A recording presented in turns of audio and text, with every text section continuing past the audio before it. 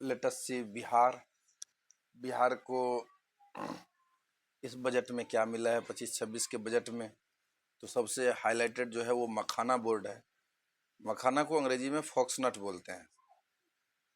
फॉक्सनट ये टोटल बिहार भारत में जितना प्रोडक्शन होता है उसका 90% बिहार के मिथिलांचल एरिया में होता है। इसमें काफ़ी मेहनत लगता है उगाने में। स्पेशली मल्लाह कम्युनिटी के लोग जो हैं वो पानी में गोता लगा के इसके सीडिंग करते हैं, जब पानी लगे रहे तब बीज बोते हैं, और उसी तरह गोता लगा के पानी में डूब के इनको जड़ से निकालते हैं, फिर इसको सुखाते हैं। मीन्स ये एक लेबर इंटेंसिव वर्क है, इसमें लेबर बहुत ज़्यादा लगता है।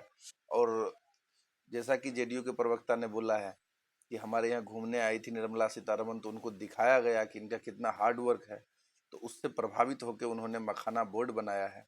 आपको जान के ये बात सरप्राइज हो गई कि 90% almost dominated in the world of makhana production. Bihar exporter में नंबर 1 नहीं है। एक्सपोर्टर में नंबर कौन है? तो पंजाब, दूसरे नंबर पे असम। तो ये हालत है। तो इस पे तरस खा के कहिए या कोलिशन गवर्नमेंट के दबाव में कहिए, सरकार ने डिसीजन लिया कि वहाँ मखाना बोर्ड बनाया जाए।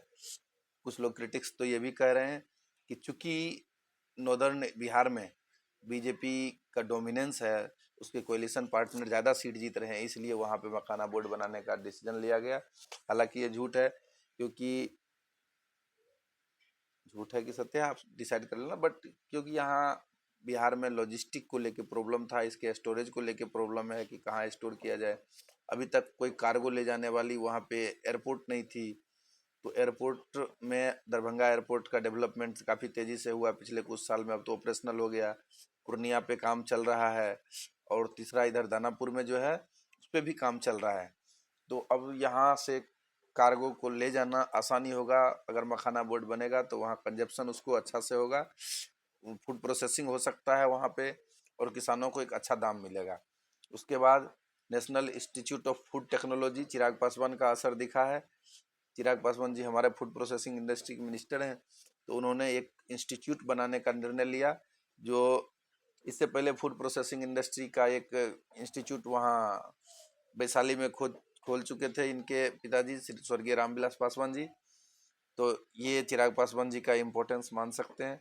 Expansion of IIT Patna, IIT Patna को और एक्सपेंड करने की बात चल रही है। न्यू ग्रीनफील्ड एयरपोर्ट्स, बिहार को एक नया ग्रीनफील्ड एयरपोर्ट। ग्रीनफील्ड मतलब जो बेसिक से काम किया जाए।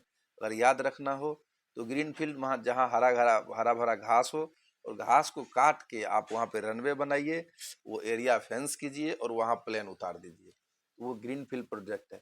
अब मान लीजिए कि बिहटा में ऑलरेडी एयरपोर्ट है, दानापुर में ऑलरेडी एयरपोर्ट है, आप उसको डेवलप कर रहे हैं, they will come under brown field airport.